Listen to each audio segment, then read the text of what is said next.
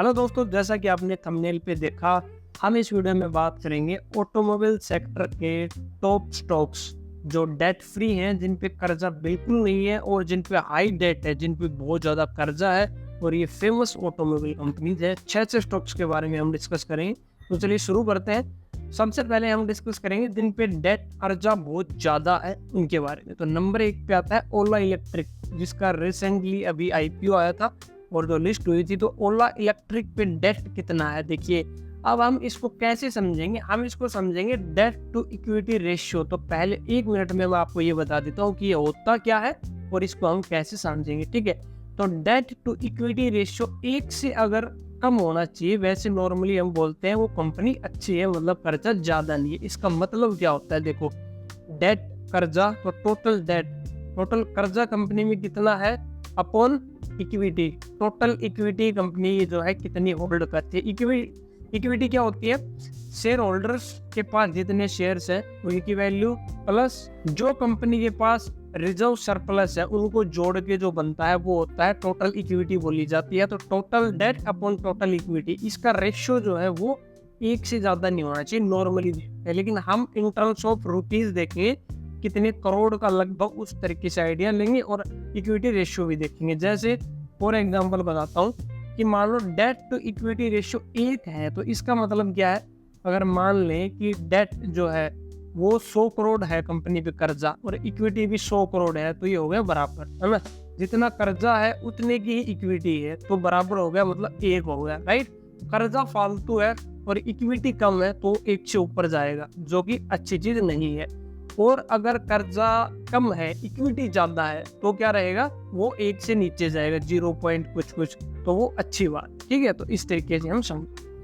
अब देखो, ओला इलेक्ट्रिक का जो डेट टू इक्विटी रेशियो है वो है 6.41। इसका क्या मतलब है, देखो, अगर कंपनी के पास इक्विटी अगर सिर्फ 100 करोड़ की है, लेकिन उसके पास कर्जा कितना होगा, 6.5 गुना, 6.41, मतलब कि 641 करोड़ का कर्जा है। अगर इक्विटी 100 करोड़ की है तो कितना ज्यादा होगा, बहुत ज्यादा कर्जा है, आप देख सकते हो, ठीक है।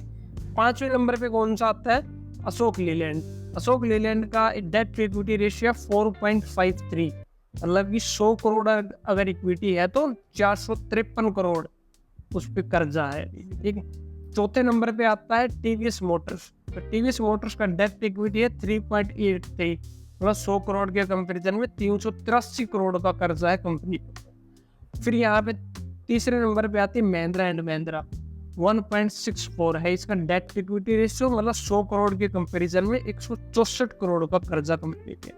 2 नंबर पे यहाँ पे आती है अपनी SML सुजू और इस पे है 1.48, मतलब कि 148 करोड़ का कर्जा है अगर 100 करोड़ इक्विटी है तो। अभी इक्विटी कितनी हो सकती है, इसीलिए मैंने आपको रेशियो बताया। और नंबर 1 पे है टाटा मोटर्स 1.26, इसका डेट इक्विटी रेशियो है, मतलब 126 करोड़।